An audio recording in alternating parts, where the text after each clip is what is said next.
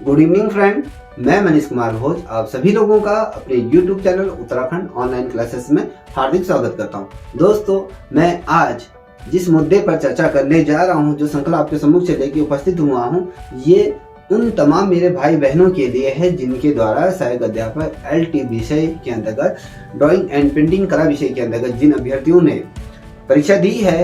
ये वीडियो सिर्फ उन अभ्यर्थियों के लिए रहेगी क्योंकि मैं इस पे आपके सम्मुख जो उपस्थित हुआ हूँ, कुछ महत्वपूर्ण चीज़ों को लेके उपस्थित हुआ हूँ, क्योंकि मुझे लगता है कि ये जानकारी आपके सम्मुख से साझा करनी चाहिए, तो मैं इसलिए आप लोगों के सम्मुख से उपस्थित हुआ हूँ।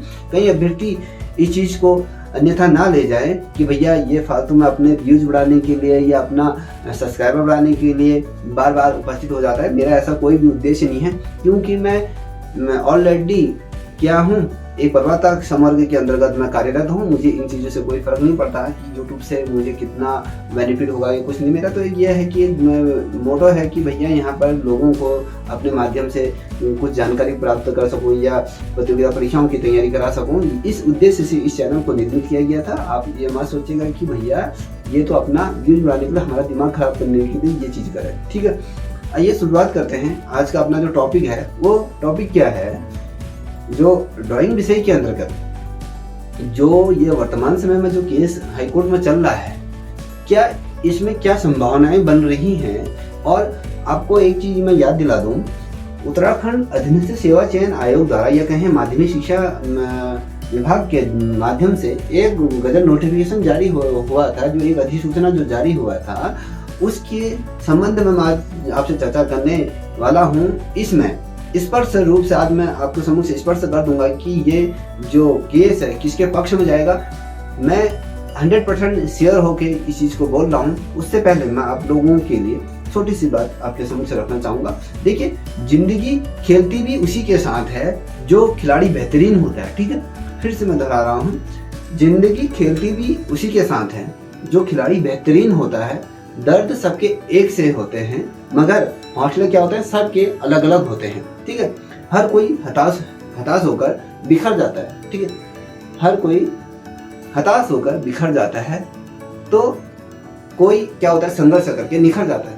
आप लोग वो बेहतरीन खिलाड़ी हो जो जिंदगी से, जो आपके साथ जो जिंदगी खेल ली ना, उससे भयभीत ना होइए। आप वो खिलाड़ी हो, बेहतरीन खिलाड़ी हो आप लोग। जो आप जितने भी अभ्यर्थी हो, सबके दर्द एक जैसे हैं, मगर अपने दर्दों को हौसलों में अलग मत होने दो। अलग अलग सबके हौसले होते हैं। देखिए, दर्द सबका एक है, मगर हौसला हर किसी का यहाँ पर अलग अलग है। क्यों?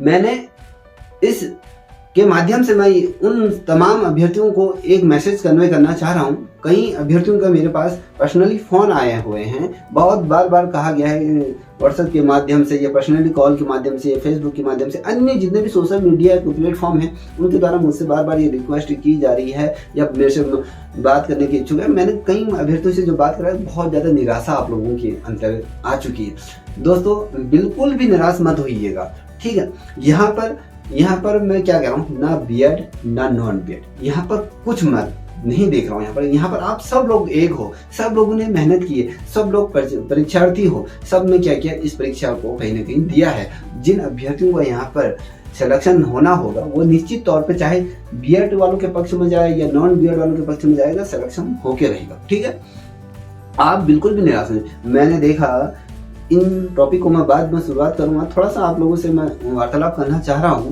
तो इसलिए मैं आपसे पहले मैं वार्तालाप करना चाहूँगा, उसके पश्चात आपको मेन मुद्दे पर ले जाऊँ। देखिए दोस्तों, एक मेरे सामने एक अभ्यर्थी का फ़ोन आया था। तो वो क्या हुआ, इस कोरोना काल में उसके माता पिता की डेथ हो गई थी और उसके 2 बहनें हैं, एक भाई है। तो उसका जो फ़ोन आया था, वो कह रहा था कि सर, मैं अंदर से बहुत ज़्यादा टूट चुका हूँ। हमारे पास इतना ज़्यादा पैसा भी नहीं है कि मैं कुछ अपना रोज़गार करूँ, मैं कहाँ जाऊँ, क्या जाऊँ, और जो परिवार की जिम्मेदारी इतनी ज़्यादा ढेर सारी आ चुकी है मेरे अंदर। और एक होप ये थी कि भैया अल्टी में अच्छे नंबर आए थे, तो मेरा सिलेक्शन कहीं ना कहीं इसमें होने की पूरी उम्मीद थी। तो एक तरफ ये केस हाईकोर्ट की तरफ चला गया और साथ ही जिन लोगों ने 8 अगस्त 2021 को जो पेपर दिया था और 31 दिसंबर 2021 को जो परीक्षा परिणाम घोषित हो गया था और उसके अंतर्गत हमारा परिणाम घोषित नहीं किया गया और इस चीज़ से हम वंचित हो गए। तो दोस्तों मैं कहना चाहता हूँ, आप जिन्होंने मेरे से बात करी तो प्रत्यक्ष तौर से मैं आपसे कहना चाहता हूँ, दोस्त क्यों इतना नर्वस हो रहे हो? आपके अच्छे नंबर आए हैं, आपका सिलेक्शन 100% होगा। आप अपने बहनों के लिए वही फर्ज अदा करोगे जो आपके माँ बाप आपके साथ कर रहे थे, ठीक है? आप हौसला बिल्कुल मत खोइएगा। देखिए, आपके लिए, आप बीएड वाले हो, ठीक है, आपके अंतर्गत ये केस आपके अंतर्गत जाता है या नॉन बीएड के अंतर्गत, उसमें कोई फर्क नहीं पड़ता। अगर नॉन बीएड के पक्ष में भी ये केस जाता है तो भी आपको कोई प्रॉब्लम नहीं होने वाला। तो अगर नॉन बीएड के हैं तो आपके नंबर अच्छे हैं ना, तो आपका सिलेक्शन 100% होगा। क्यों इतना अपने मन को व्यतीत कर रहे हो? जितने भी लोग अपने मन को बिल्कुल भी व्यतीत, आप कहीं अभ्यर्थी ऐसे होंगे जो इस वीडियो को देख रहे होंगे, वो कह रहे होंगे कि बोलना तो बड़ा आसान होता है, आप तो कैमरे के सामने आए, जो मन में आया बोल दिया, मगर एक्चुअल स्थिति से जो हम लोग गुजरे, दोस्त यही एक्चुअल स्थिति से हम भी गुजर चुके हैं, ठीक है? तो मैंने भी ये दर्द से झेला है, मैं भी जानता हूँ आप लोगों का इस पीड़ा को। तो दोस्त, ये जो पीड़ा है, इस पीड़ा को अपने अंदर इतना मत दबाओ कि आपके लिए ही ये घातक हो जाए। आप डिप्रेशन में चले जाओगे, आपका शरीर आपका साथ नहीं देगा। और साथ ही देखिए, माँ बाप ने आज को आप लोगों को यहाँ तक, इस मुकाम तक पहुँचाया और इस मुकाम तक काबिल बनाए कि आप इस परीक्षा में बैठ सको और इसको उत्तीर्ण कर सको। अगर माँ बापों का साथ ना हो हम लोगों के पीछे, क्या हम ऐसी कल्पना कर सकते हैं कि हम उस पद के योग्य बन सकते? नहीं। जब तक हमारे माँ बाप हैं तो उसके बदौलत से अब हम यहाँ तक पहुँचे। तो माँ बापों ने अगर हमें इस मुकाम तक पहुँचाया हुआ है तो आपको दुखी देखकर आपके माँ बापों के हृदय में क्या पीड़ा पहुंच रही होगी। बहुत से अभ्यर्थी बहुत ज़्यादा डिप्रेशन में हो गए। मेरे से तो इतने अभ्यर्थियों द्वारा फ़ोन किया गया, बार बार रो रहे हैं, तो उनको मैं कब तक सांत्वना दूं। तो मैंने सोचा आपको आज प्रत्यक्ष तौर पे आपके समक्ष वीडियो के माध्यम से आपको मैं वार्तालाप करूं और साथ ही ये केस किसके पक्ष में जाएगा मैं स्पष्ट तौर पर आपको आज स्पष्ट कर दूंगा। चाहे नॉन बीएड वालों को या बीएड वालों को बुरा लगे तो इसमें मैं कुछ नहीं कर सकता हूँ, चाहे आप कैसे भी कमेंट करो, मैं आई डोंट केयर, ठीक है? तो दोस्तों चलिए शुरुआत करते हैं आज की इस श्रृंखला की। दोस्तों, मैंने आपसे कहा था कि जैसे कि आप लोगों का ये हियरिंग जो कोर्ट में चल रही 11-12 जो हियरिंग हो गई है और 11 मार्च को आपकी जो दूसरी हियरिंग है उसमें तो पहला एडमिशन फाइल किया हुआ है, उसमें आपका देखोगे 1-2 हियरिंग और लगेंगे, उसके बाद आपका ये फाइनल रिजल्ट आएगा। यहाँ पर आपका और हिंदी विषय का दोनों का वेरिफिकेशन एक साथ होगा और दोनों का रिजल्ट एक साथ घोषित होगा। देखिए, हिंदी सब्जेक्ट का भी रिजल्ट दोबारा घोषित होगा, उसमें संशोधित रिजल्ट इसमें घोषित होगा, क्योंकि उसमें भी कुछ ऐसे अभ्यर्थी हैं जिनका कुछ नंबरों से रह गए हैं या कहें उनके ज़्यादा नंबर हैं और वो मेरिट लिस्ट में नहीं है और उनसे कम अभ्यर्थियों का वहाँ पर क्या हो गया, सिलेक्शन हो गया। तो ये दुविधा हुई है और अधीनस्थ सेवा चयन आयोग के द्वारा 21 फरवरी 2022 को एक नोटिफिकेशन जारी किया गया है। उसमें स्पष्ट रूप से कहा गया है जितने भी जो विषय का जो अगले सत्यापन होना है वर्तमान समय में, उनकी प्रत्यक्ष रूप से यहाँ पर डेट निर्धारित कर दी गई है, सीरियल वाइज उनको बुलाया जा रहा है। उसमें एक नीचे का जो एक कॉलम लास्ट का अगर आप पढ़ोगे, जो संवाद था, संवाद 199 के अंतर्गत जो कहा गया है, उसमें कहा गया है कि हिंदी विषय का और कला विषय का जो रिजल्ट है वो एक साथ घोषित होगा और ये दोनों ही चीजें वर्तमान समय में कोर्ट में क्या है, लंबित है। इन पे जब सुनवाई होगी तो इन दोनों का जो रिजल्ट है, जो वेरिफिकेशन की तिथि है, दोनों की एक साथ घोषित की। आई होप ये लेके चलिए कि जल्दी आपका यहाँ पर क्या होगा, ये कोर्ट से ये आपका केस निपटारा हो जाएगी। अब मैं बात करता हूँ, मेन पॉइंट पर आता हूँ, ठीक है? इससे ध्यानपूर्वक सुनिए। यदि किसी को इस संबंध में इस जो अधिसूचना है यदि किसी को चाहिए, आप लोग कहोगे कि सर आप गफ मार रहे हो या आप अपने मन से कह रहे हो, तो यदि किसी अभ्यर्थी को इस संबंध में ये गजट नोटिफिकेशन चाहिए, ठीक, अधिसूचना चाहिए, तो मेरे नंबर पे आप मुझसे संपर्क कर सकते हैं। मैं आपको अपना नंबर दे देता हूँ, 7055510737 पर आप मुझसे बात कर सकते हैं, ठीक है?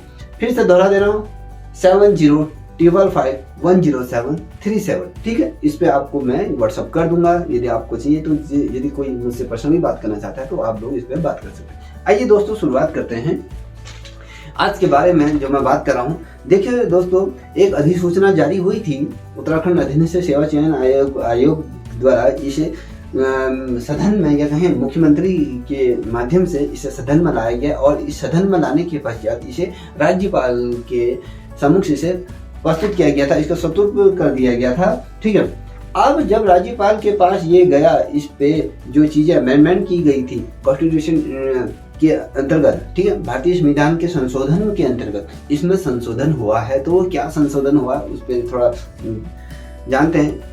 कुछ अभ्यर्थियों को इस संशोधन के बारे में पता होगा, जिन अभ्यर्थियों को पता नहीं है वो अभ्यर्थी इसे पहले से लेकर अंत तक अवश्य देखें। जिन अभ्यर्थियों को पता है वो इस वीडियो को स्किप कर सकते हैं। ठीक है, आइए देखिए दोस्तों, जैसे आप सभी को याद है कि आपकी ये विज्ञप्ति को क्या किया गया, दोबारा संशोधित कर दिया गया था। ठीक है, जब ये विज्ञप्ति संशोधित हुई थी तो उसके पश्चात 10 फरवरी का जो यहाँ पर एक अधिसूचना जारी हुई थी, उसको रद्द करने के लिए जो बीएड अभ्यर्थी हैं उनके द्वारा ये हाईकोर्ट में जो ये कोई केस फाइल किया गया है, उसमें स्पष्ट रूप से कहा गया है कि आपने जो ये अधिसूचना या कहें जो ये आदेश जारी किया है उसको निरस्त करने के संबंध में यहाँ पर इनके द्वारा दबाव बनाया गया है या कहें उसके अगेंस्ट ये कोर्ट गए हैं। इसमें वो ये नहीं कह रहे कि आप नॉन बीएड वालों को बाहर की, वो सिर्फ एक मांग कर रहे हैं, जो आपने जो विज्ञप्ति बीच में संशोधित की गई थी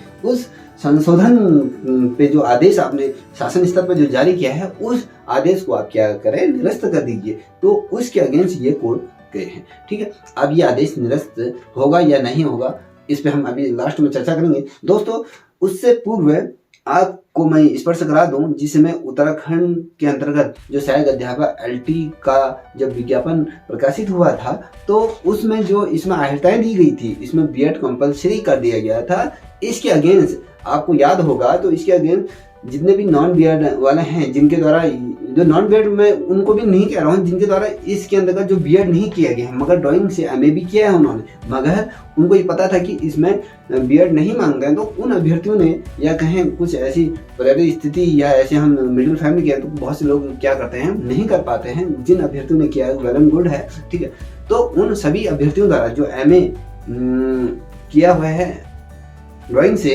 या BA किया हुआ है, तो उन सभी अभ्यर्थियों द्वारा सचिवालय स्तर पर या कहें मुख्यमंत्री को बार बार विज्ञापन दिया गया था और मुख्यमंत्री और राज्यपाल को भी विज्ञापन ये प्रस्तुत किया गया था। यहाँ तक कि प्रधानमंत्री को भी यहाँ पर इनके द्वारा ये एक लेटर मेंशन की गई थी, कि लेटर भी लिखी गई थी। उसमें ये कहा गया था कि जो उत्तराखंड के अंतर्गत जो सहायक अध्यापक ड्राइंग के अंतर्गत जो विज्ञप्ति प्रकाशित हुई थी उसमें जो नॉर्म्स मांगे गए हैं, जो शर्तें मांगी गई, जो योग्यता मांगी गई है, उसको इससे पूर्व वो चीजें नहीं मांगी थी। अचानक इसमें क्या कर दिया गया है, संशोधन कर दिया गया है। तो संशोधन इससे पूर्व हमें जब इस बारे में आपका पहले नोटिफिकेशन जारी होता है तो इसके लिए बीएड अर्हता पूरी होनी चाहिए, 1 साल पहले 2 साल पहले, तो कम से कम लोग उसमें क्या करते बीएड कर लेते। जिन अभ्यर्थियों ने बीएड किया है उनके लिए तो यहाँ पर अच्छी बात थी कि भैया वो इस चीज के लिए एलिजिबल थे, क्यों इसको भरने के लिए वो पूर्ण रूप से स्वतंत्र थे। और रह कौन से अभ्यर्थी गए थे, जो अभ्यर्थी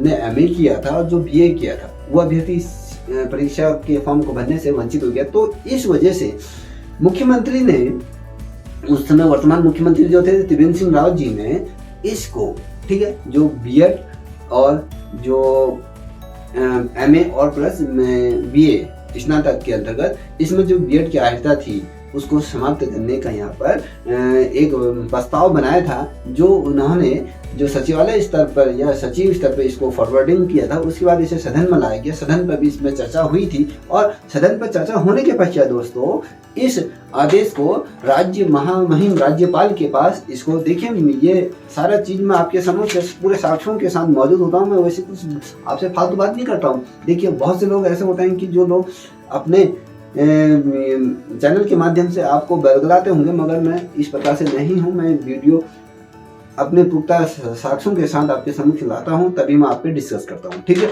तो ये जो आदेश था, इस आदेश के अगेंस्ट उन्होंने महामहिम जो राज्यपाल हैं उनके सम्मुख से इस चीज को रखा और इसमें जो क्या संशोधन किया, क्या पहला स्तंभ और दूसरा स्तंभ के अंदर किन किन चीजों में संशोधन किया गया है, उस पर हम अभी चर्चा करेंगे।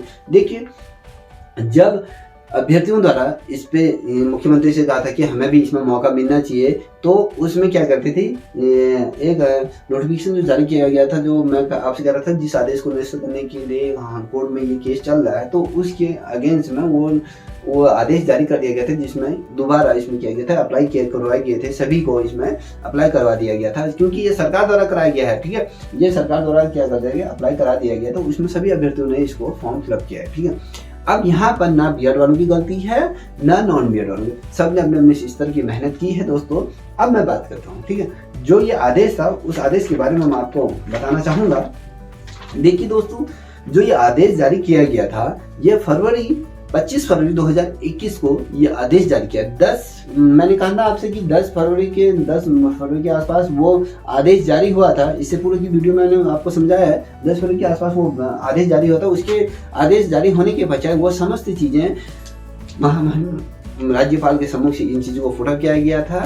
ठीक है, इसकी आयता को समाप्त करने संबंधित ये संशोधन राज्यपाल के द्वारा ये किए गए। अब इसमें क्या था, देखिए, जो 25 फरवरी 2021 को जो ये आदेश जारी किया गया था, जो अधिसूचना उत्तराखंड सरकार द्वारा जो जारी किया गया था, इसका जो पत्रांक है वो है 476। यदि आप लोग इस नोटिफिकेशन को अगर देखना चाहते हो तो आप www.gov.government ऑर्डर में जाके वहाँ पर गवर्नमेंट ऑर्डर सेलेक्ट कीजिएगा। वहाँ पर आप देखोगे, वहाँ पर आप एजुकेशन डिपार्टमेंट सेलेक्ट कीजिएगा और जियो संख्या को वहाँ पर डालोगे तो ये आपको वहाँ पर मिल जाएगा। ठीक है, तो आप ये देखोगे, जो ये इसमें क्या कहा गया, उत्तराखंड शासन अधिसूचना 25 फरवरी 2021 को पत्रांक जो इसका है, जो इसकी पत्र संख्या है वो 476 पत्रांक है। राज्यपाल भारत सरकार का संविधान के अनुच्छेद, देखिए राज्यपाल द्वारा इसे भारत के जो संविधान है जिसमें संशोधन करने का नियम, मैंने सिर्फ कहा था कि कोई भी चीज इतनी जल्दी नहीं कि उसमें संशोधन होता है। ठीक है, अपने स्तर से नहीं होता है।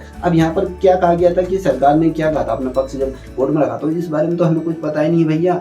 ये अधिनियम सेवा चयन आयोग के माध्यम से इसमें संशोधन कर दिया गया, बीच में ऐसा कभी कुछ नहीं होता। ठीक है, जब सरकार किसी चीज को आदेश देती है तभी जाके वो चीजें होती हैं, उसके पश्चात वो नहीं है। देखिए, इसमें सरकार भी आप लोगों को कहीं ना कहीं गुमराह कर रही है। दोस्तों देखिए, जब सरकार ने राज्यपाल के सम्मुख से जब अधिसूचना को संशोधन करने के लिए फाइल पुटअप की थी, सरकार के माध्यम ही से तो होगा ना, ये जो पुटअप ये शिक्षा विभाग के माध्यम से, शिक्षा विभाग के जो मंत्री कौन थे, अरविंद पांडे जी थे, उनके संज्ञान में ये चीज तो होंगी ना। जब उनके हस्ताक्षर से सचिव के माध्यम से राज्यपाल के पास ये संशोधन के लिए जाएगा तो सबको पता होगा। तो इसमें क्या था, उत्तराखंड शासन अधिनियम जो मैंने डेट जो बताया आपको, राज्यपाल भारत का जो संविधान संशोधन जो अनुच्छेद जो आर्टिकल 309 के तहत या परंत द्वारा प्रदत्त शक्तियां जो राज्यपाल को जो प्राप्त होती हैं का उनके द्वारा जो प्रयोग किया गया है, उसमें यह कहा गया उत्तराखंड अधीनस्थ शिक्षा,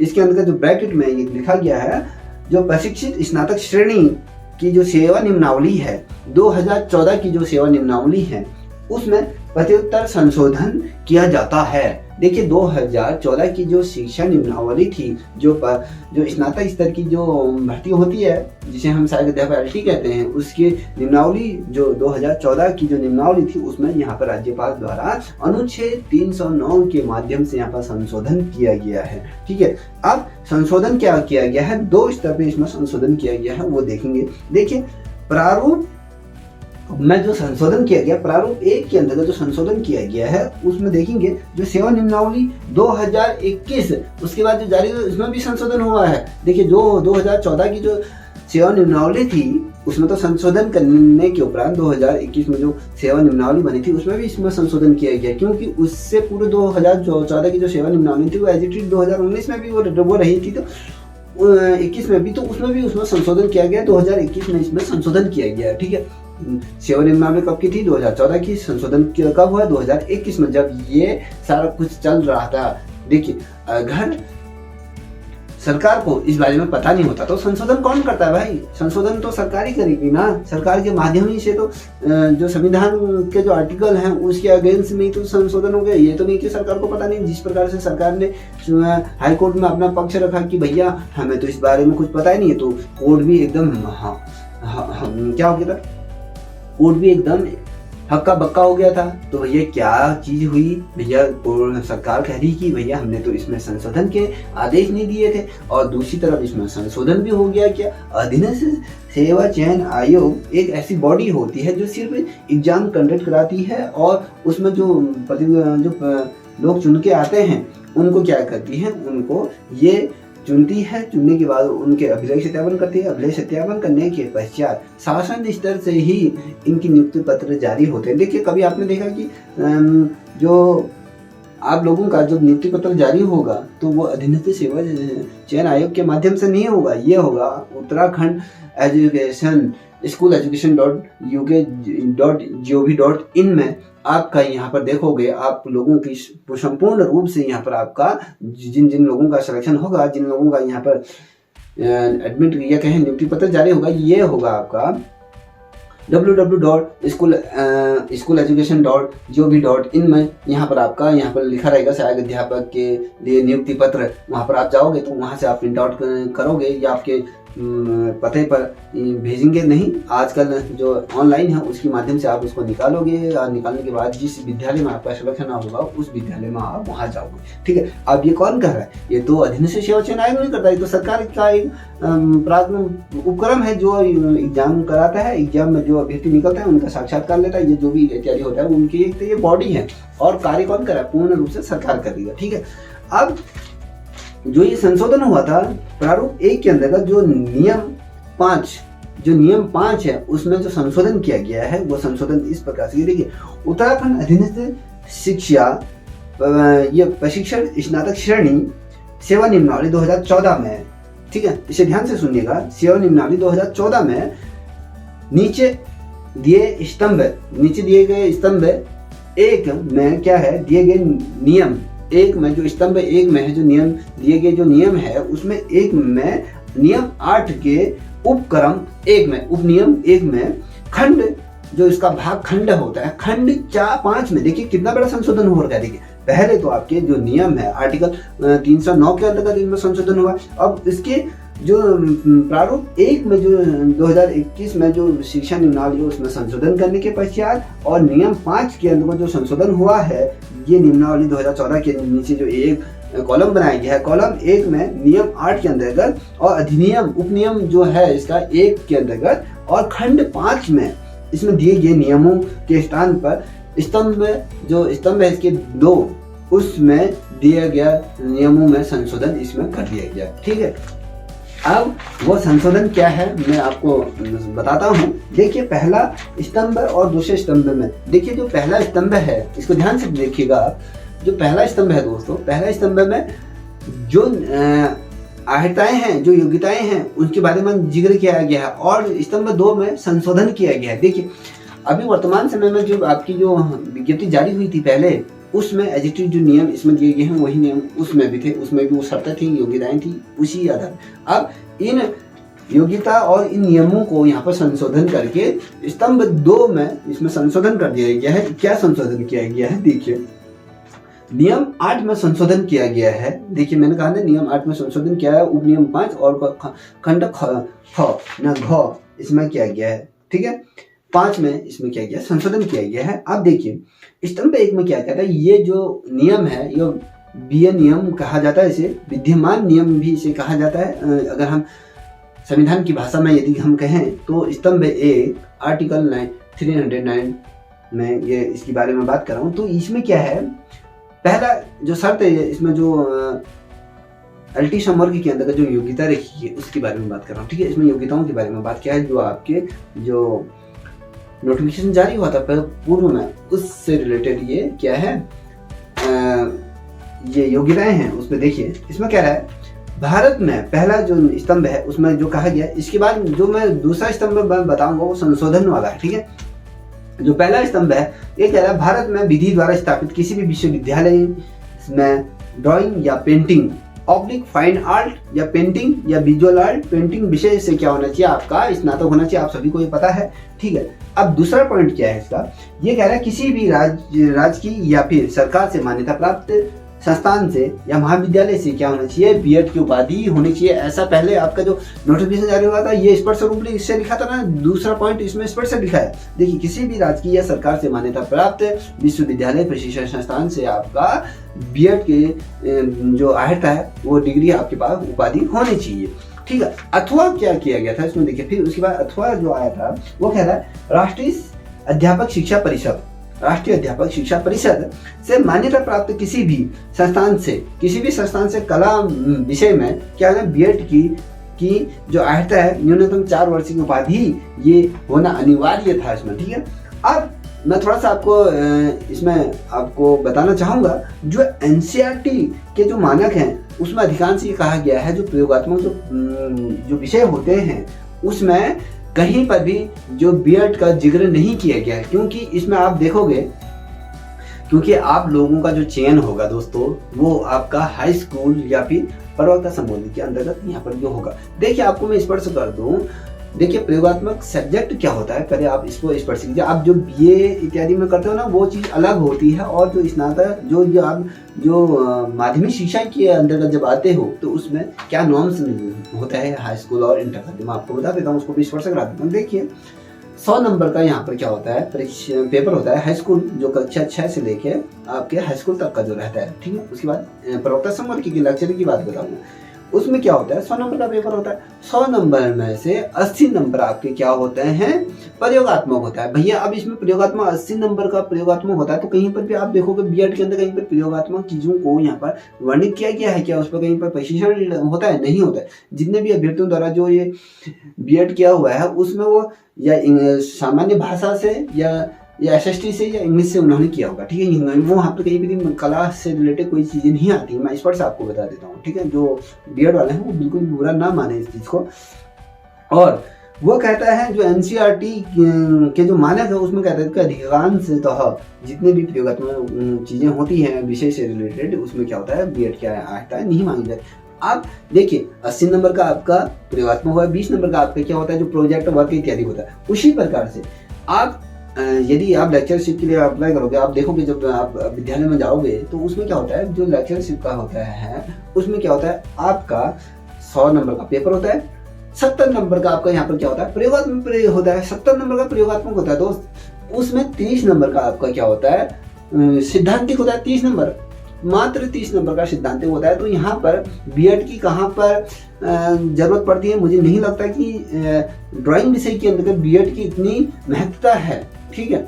ठीक है, बीएड अपनी जवाब में भी एक बहुत बड़ी उपाधि है दोस्तों। अब देखिए इसमें क्या किया गया था, राष्ट्रीय अध्यापक शिक्षा परिषद से मान्यता किसी भी संस्थान से कला विषय में यहाँ पर बीएड की न्यूनतम 4 वर्ष की उपाधि या होनी चाहिए जो 2 वर्षीय है, ठीक है। अब देखिए संशोधन कहाँ हुआ है, ठीक है, संशोधन की तरफ बढ़ रहे हैं। संशोधन क्या किया गया है, स्तंभ 2 में जो संशोधन किया गया है वो एक द्वार प्रतिस्थापित जो नियम है जिसमें संशोधन की बात कर रहे हैं 309 के अंतर्गत जो संशोधन हुआ है, ठीक है, नियम 5 के अंतर्गत, ठीक है। अब उसमें क्या गया, इसमें स्पष्ट रूप से ध्यान से सुनिएगा। इसमें कह रहा है भारत में विधि द्वारा स्थापित किसी भी विश्वविद्यालय से ड्राइंग एंड पेंटिंग या फिर ड्राइंग डिजाइन या प्रावधिक कला, अभी उसमें प्रावधिक कला का जिक्र नहीं था, इसमें प्रावधिक कला का जिक्र है। प्रावधिक कला oblique painting oblique fine art या फिर कहें विजुअल आर्ट विषय में क्या होना चाहिए, आपकी स्नातक डिग्री होनी चाहिए, ठीक है, पहला। अब यहाँ पर देखिए वहां तो आपका था, देखिए इसमें स्पष्ट रूप से देखा पहला स्तंभ और दूसरा अगर हम देखेंगे, देखिए पहला है, पहले में तो आपका दिया गया, दूसरा जो पॉइंट था यहाँ पर वो दूसरा पॉइंट वहाँ हटा दिया गया। देखो दूसरा पॉइंट था किसी भी राजकीय या सरकारी मान्यता प्राप्त विश्वविद्यालय से महाविद्यालय से आपकी बीएड की उपाधि यहाँ पर होनी चाहिए, ठीक है। अब जो ये दूसरा पॉइंट है वो दूसरा पॉइंट यहाँ पर हटा दिया गया, यहाँ पर टिप्पणी कर दी गई है। क्या टिप्पणी कर दी गई, जो राज्यपाल के अंतर्गत जो ये फाइल प्रोडक्ट की गई थी उसमें क्या है, उपयुक्त विषय स्नातक के सभी वर्ष के जो सेमेस्टर में अनिवार्य होनी चाहिए। देखिए कहने का मतलब है आपका स्नातक स्तर पर जो ड्राइंग विषय पर उपाधि होनी चाहिए, या फिर जो सेमेस्टर जो चल गए उसमें आपके जितने भी सेमेस्टर होते हैं उन सेमेस्टरों प्रत्येक सेमेस्टर के अंतर्गत आपका एक ड्राइंग सब्जेक्ट होना चाहिए, ठीक है। जो भी होते हैं वो सारी चीज़ें इसके अंतर्गत होना। कहने का मतलब है कि पूर्ण रूप से आपकी स्नातक स्तर पर ये सारी चीज़ें घुमा दी गई है। अब यहाँ पर अथवा क्या होता है, यदि किसी के पास, एक सिंपल से उदाहरण देता हूँ, यदि कोई अभ्यर्थी पुलिस में भर्ती होता है तो उसमें क्या होता है, जिनके पास एनसीसी का सी सर्टिफिकेट नहीं होता है तो उनको क्या किया जाता है, वरीयता वाला जो बात आती है उसमें क्या होता है, जिनके पास नहीं होता है तो क्या वो भर्ती नहीं होते, उसमें अथवा लिखा है कि जिसके पास सी सर्टिफिकेट होता है, तो उसमें किसी को एक्स्ट्रा नंबर नहीं दिया। तो थोड़ा सा ये होता है कि वो बंदा थोड़ा सा फिजिकली अच्छा होगा या उसको ज़्यादा जानकारी होगी, ये इतना ही होता है। जो एनसीसी का जो सी सर्टिफिकेट वाला होता है और जो जिसके पास नहीं होता है, दोनों की तो भर्ती एक समान होती है। उसको जो एनसीसी सी सर्टिफिकेट वाला कोई कुछ नहीं होता, ठीक है, स्पष्ट कर दो। अब यहाँ पर ये कहा अथवा का मतलब मैंने समझा दिया कि आपके पास है तो भी ठीक है, नहीं है तो भी ठीक है। जितने भी बीएड वाले हैं आपके लिए ये वाला पॉइंट आप इस पे ध्यान दीजिएगा। नॉन बीएड वाले आपको मैंने आपका पूरा जो कॉन्सेप्ट है वो क्लियर कर दिया। आप जो बीएड वाले हैं कृपया इस चीज को ध्यान पूर्वक सुनिए। आप जिस प्रकार से भी कमेंट करोगे मुझे स्वीकार है, मुझे उससे कोई फर्क नहीं पड़ता है, ठीक है। देखिए जो बीएड वाले हैं वो ध्यान दीजिएगा, इसमें स्पष्ट रूप से कह दिया कि राष्ट्रीय अध्यापक शिक्षा परिषद से मान्यता प्राप्त किसी भी संस्थान से करा विषय में बीएड की जो उपाधि होनी चाहिए 4 वर्षीय उपाधि होनी चाहिए। इसलिए अथवा के कॉलम में डाल दिया है। जो वहां पर दूसरे कॉलम में जो अनिवार्य कर दिया गया था वो हटा दिया गया है यहाँ से। यहाँ पर आपके पास बीएड की उपाधि है तो भी अच्छा है, नहीं है तो भी अच्छा है। यदि है तो भी आपका सिलेक्शन होगा, यदि आपके पास नहीं है तो भी आपका सिलेक्शन होगा। यहाँ पर ऐसा कमावेश ऐसी परिस्थितियां उत्पन्न कर दी हैं दोस्त। यहाँ पर ये लेके चलिए, जो ये सिग्नेचर हुए हैं ये राज्यपाल के माध्यम से इसको संस्तुति दी गई है, और संस्तुति देने के बाद राज्यपाल के इसमें सिग्नेचर होने के बाद जो आर ए मीनाक्षी सुंदरम है जो शिक्षा विभाग के जो सचिव हैं उनके द्वारा भी इसमें एक अधिसूचना जारी करके इस चीज को सार्वजनिक कर दिया गया है, ठीक है। जो अधिसूचना जो इस नियमावली के अंतर्गत जो अधिसूचना में संशोधन हुआ है, यदि आप लोग इस अधिसूचना को देखना चाहते हो, ये किताब खरीदना चाहते हो, तो आप उत्तराखंड सेवा नियमावली माध्यमिक शिक्षा विभाग की उसे खरीद लीजिएगा। वो 1200-1300-1400 रुपए की आएगी। तो उसमें इसका पूर्ण रूप से संशोधन होगा। वहाँ पर आपको देखोगे राज्यपाल द्वारा जो संशोधन किया गया है उसमें जो हस्ताक्षर किए गए हैं वो सारा उसमें मेंशन होगा। और यदि इसकी अधिसूचना देखना चाहते हो तो आप उत्तराखंड.gov गवर्नमेंट ऑर्डर करके डालोगे तो वहाँ पर आप उसमें क्लिक करोगे तो वहाँ पर आपको पूरा ऑल कैटेगरी करके ऑल डिपार्टमेंट आएगा। तो वहाँ पर तिथि आएगी और जो जियो है उसकी संख्या आएगी। यदि आप जाओगे तो उसमें एजुकेशन डिपार्टमेंट को सेलेक्ट कीजिएगा, जियो नंबर डालिएगा, उसके बाद उसे किस तिथि से जारी हुआ था, किस तिथि तक का आपको जियो देखने हैं तो उसको वहाँ पर डालिएगा, वहाँ पर सबमिट कीजिएगा, आपको सारे जियो वहाँ पर देखने को मिल जाएंगे। अब बात करते हैं महत्वपूर्ण मुद्दे पर बात करते हैं, बात करते हैं महत्वपूर्ण मुद्दे में। अब मुद्दा शुरू करने से पूर्व थोड़ा सा मैं आपके सम्मुख से एक हरिवंश राय बच्चन जी की एक छोटी सी पंक्ति आपके सम्मुख से प्रस्तुत करना चाहूंगा। ये पंक्तियां आप सभी को समर्पित है। ये जिंदगी है जनाब, कई रंग दिखाएगी, कभी रुलाएगी कभी हंसाएगी। जो खामोशी से सह जाएगा, ठीक है, जो खामोशी से सह जाएगा वो निखर जाएगा, ठीक है, जो खामोशी से सहेगा वो निखर जाएगा, और जो भावनाओं में बह जाएगा वो बिखर जाएगा। ये बहुत अच्छी पंक्ति है। कहने का मतलब है कि जिंदगी आपको बहुत से रंग दिखा रही है, चाहे नॉन बीएड वाले हैं या बीएड वाले, आप लोगों को रंग दिखा रही है। इस रंग में आपको कभी ये रुला रही है, कभी आप लोगों को झंझोर रही है, कभी ये आपको हंसा रही है। यदि ठीक है, और आप लोग खामोशी से इस चीज को सह लीजिए। अपने अंदर वो समुद्र पैदा मत कीजिए जहाँ पर आप उथल पुथल आपके मन में, हृदय कंठ में जो उथल पुथल हो रही है उसको थोड़ा शांत करने की कोशिश कीजिए, ठीक है।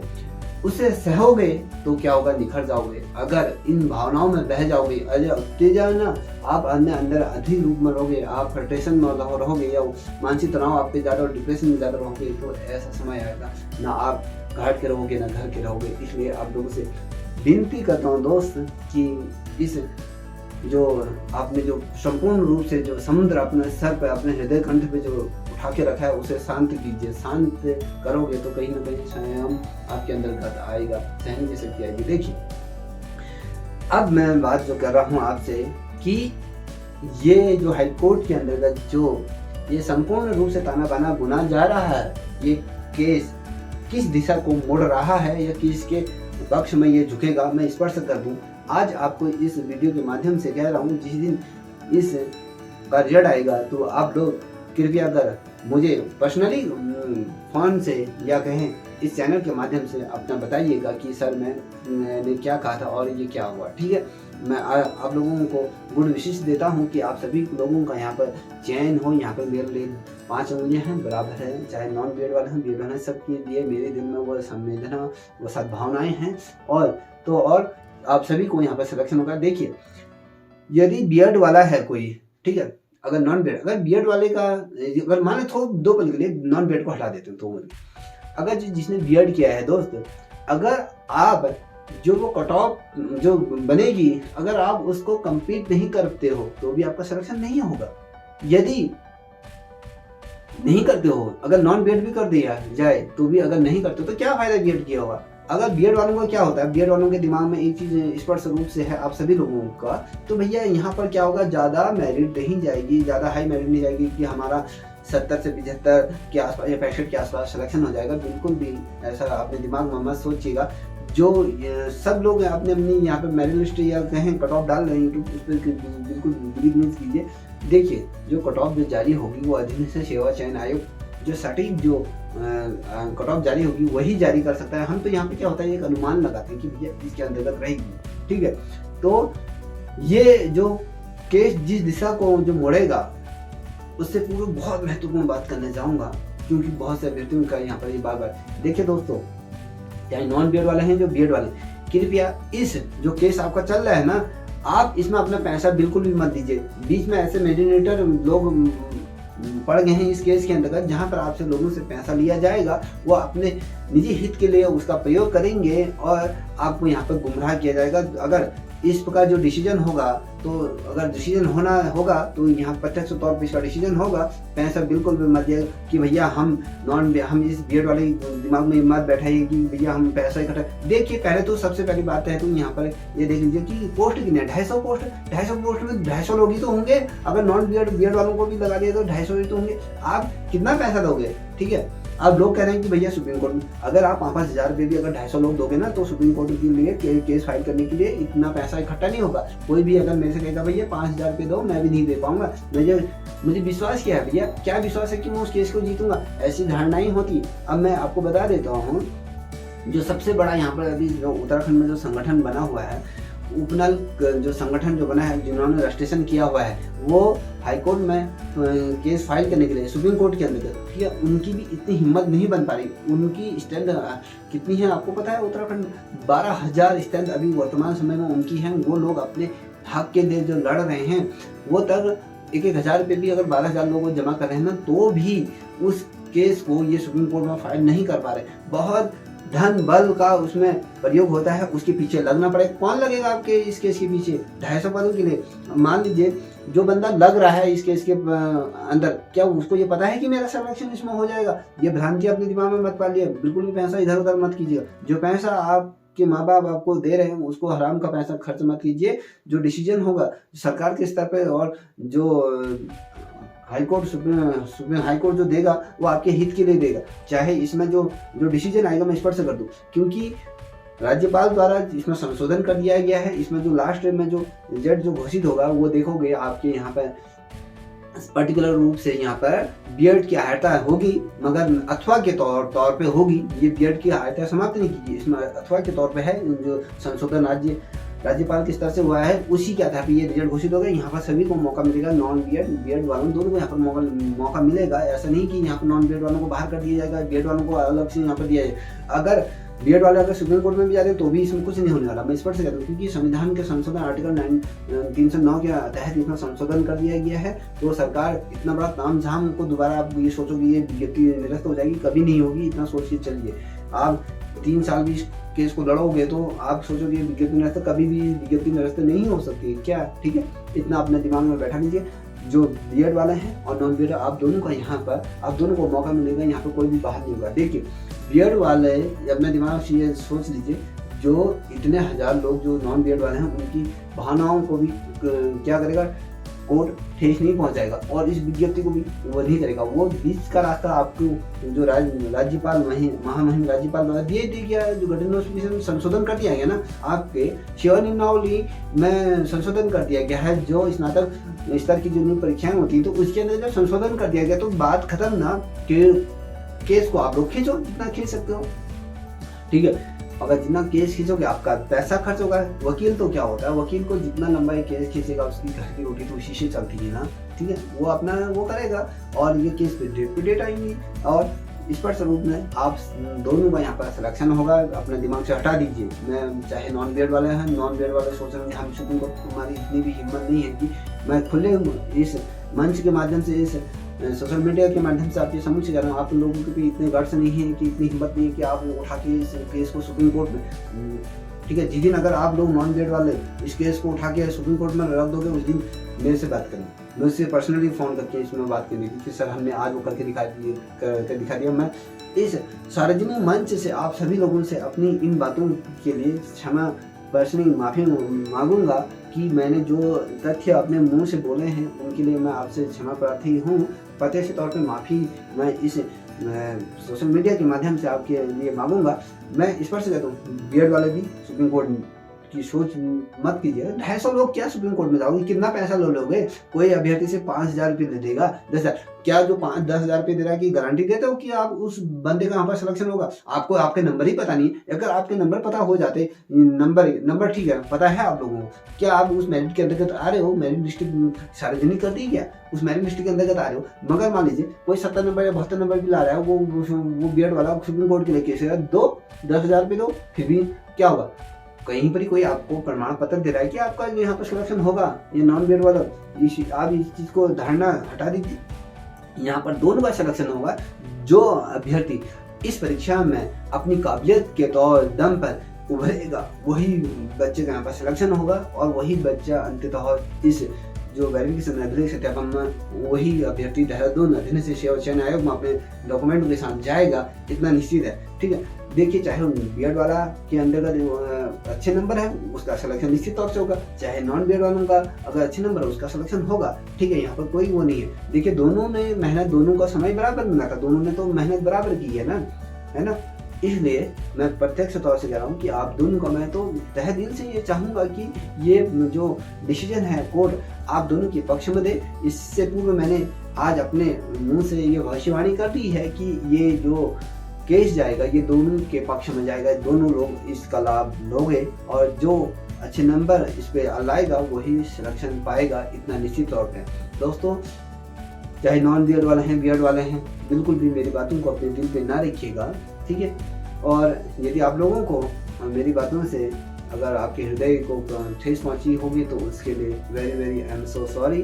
आपको मेरी बातों से कष्ट पहुंचा और मैं चाहूँगा कि दोनों का यहाँ पर सिलेक्शन हो, जिसके अंतर्गत काबिलियत है। वही कहते हैं कि जिस एक छोटी सी, मैं आपको इतना आप लोग इसे देखोगे नहीं, मगर एक छोटी सी मैं आपके सम्मुख से एक बात बताना चाह रहा हूँ। मैं हर दफ़े अपनी क्लास में बच्चों को, जो मेरे साथ जो यहाँ पर कोचिंग सेंटर में जो बच्चे आते हैं वो लोगों को मैं बार बार कहता हूँ, देखिए, एक जंगल में क्या होता है, एक शेर होता है और जितने भी जानवर। देखिए, मैं आपसे क्वेश्चन पूछना चाहूँगा कि जंगल का सबसे बड़ा जानवर कौन सा होता है, शक्तिशाली जानवर कौन सा होता है? सबके माइंड में शेर दौड़ रहा होगा, भैया शेर सबसे शक्तिशाली होता है। नहीं, सबसे बड़ा जो ताकत के मामले में कहूँ या आकार के मामले में कहूँ वो हाथी होता है, ठीक है। और उसके बाद जिराफ होता है, फिर गैंडा होता है, फिर या कहें जो लड़ाई घोड़ा होता है।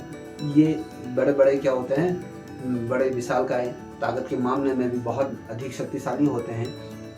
मगर इन जैसे हाथी सबसे बड़ा है और ताकत के मामले में अगर वो शेर को एक अपने सूंड से मारे तो शेर की सारी हड्डियां पसलियां तोड़ सकता है। मगर उसके अंतर्गत एक छोटी सी कमी होती है, वो कमी शायद मुझ में भी हो या आप लोगों में भी हो। क्या होता है, हमारे अंदर दृढ़ निश्चय नहीं होता है कि मैं ये कर सकता हूँ। जो शेर होता है, शेर को इसलिए कहा जाता है जंगल का राजा क्योंकि उसके अंदर जो दृढ़ शक्ति होती है, मैं ये कर दूंगा। देखिए, अगर मान लीजिए अगर बाघ या शेर हाथी के सामने आता तो हाथी के अंदर एक भाव आता है, उसके दिमाग में एक चीज क्लिक करती है कि ये मुझे खा जाएगा, ठीक है। जबकि हाथी शेर से भी ज्यादा ताकतवर होता है सब चीज मामले में। आकार में भी शेर को 2 बटन नहीं दे सकता। तो उसके दिमाग में एक चीज आ रहा था कि यह शेर मुझे खा जाएगा। जब वो नकारात्मक सोच उसके दिमाग में पहले आ जाता है तो क्या होता है, उसके अंदर डर ज्यादा हावी हो जाता है और शेर ये सोचता है कि भैया इसका बड़ा आकार है, मुझे उसके आकार से कोई फर्क नहीं पड़ता। उसके अंदर का दृढ़ निश्चय होता है कि मैं इसका शिकार कर सकता हूँ। तो वो उस उत्साह के साथ, उस जज्बे के साथ वो हाथी पर टूट पड़ता है, तो वो हाथी का वध कर देता है या उसका शिकार कर लेता है। यही दृढ़ निश्चय आप लोगों के लिए भी होना चाहिए कि आप लोग ये सोचिए जो नॉन बियर्ड है वाला है या बियर्ड वाला, ये शेर की तरह अगर आपने दृढ़ निश्चय किया है, आपके नंबर आए हुए हैं कि भैया मेरा इसमें सिलेक्शन होगा, तो कोई भी ताकत या कहें कोई भी कायनात आपको सिलेक्शन लेने से नहीं रोक सकती। ये मैं आपसे लिख के कह रहा हूँ। दोस्तों इन्हीं शब्दों के साथ मैं अपनी वाणी को विराम देता हूँ। दोस्तों यदि आप लोगों को ये वीडियो पसंद आई तो आपके लिए थोड़ा सा भी हेल्पफुल रहे तो इस वीडियो को प्लीज लाइक शेयर सब्सक्राइब अवश्य करें। साथ ही अपने दोस्तों को भी साझा करें। यदि मुझसे बात करनी है, मेरे नंबर 7055510737 पर आप मुझसे बात कर सकते हो, तो मैं आपकी पूरी हेल्प करूंगा। तब तक के लिए इतना ही। जय हिंद, जय भारत, जय उत्तराखंड।